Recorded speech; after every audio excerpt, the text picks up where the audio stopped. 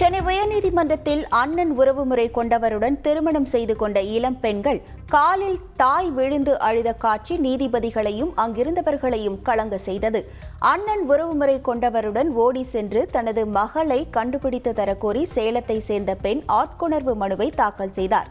வழக்கு விசாரணையின் போது இருவரும் ஆஜர்படுத்தப்பட்டனர்.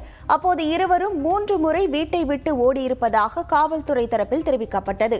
இந்த திருமண சட்டப்படி சகோதர சகோதரி உறவு கொண்டவர்கள் திருமணம் செய்ய முடியாது என வாதிடப்பட்டது.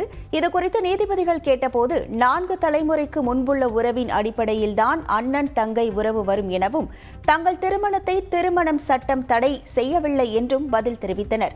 அப்போது நீதிமன்றத்தில் இருந்த பெண்ணின் தாயார் மகள் காலில் விழுந்து அண்ணனை திருமணம் செய்தால் ஊரே சிரிக்கும், அவமானம் தாங்காமல் தற்கொலை செய்து கொள்வேன் என புலம்பி அழுதார். அதற்கு மகள் சாக வேண்டுமென்றால் சாவு என சொன்னது. உங்க பிசினஸுக்கு 20 லட்சம் ரூபாய் கடன் அரசாங்கமே கொடுக்க போறாங்க, அதுவும் குறைஞ்ச வட்டி மானியத்தோட.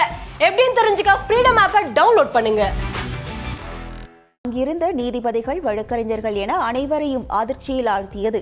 இருவரும் 18 வயது பூர்த்தி அடைந்து விட்டதாலும் அந்த பெண் தன் சொந்த விருப்பத்தின் பேரில் சென்றுள்ளதால் சட்டவிரோத காவல் என கூற முடியாது என கூறி ஆட்கொணர்வு வழக்கை முடித்து வைத்து உத்தரவிட்டனர். அந்த தம்பதியிடம் உங்கள் விருப்பம் போல் நீங்கள் வாழ்ந்து கொள்ளுங்கள், ஆனால் உங்கள் திருமணம் சட்டப்படி செல்லாது என நீதிபதிகள் தெரிவித்தனர். இதனையடுத்து தாய் அழுது கொண்டே நீதிமன்ற அறையை விட்டு வெளியில் வந்தது அங்கிருந்தவர்களையும் கலங்க செய்தது.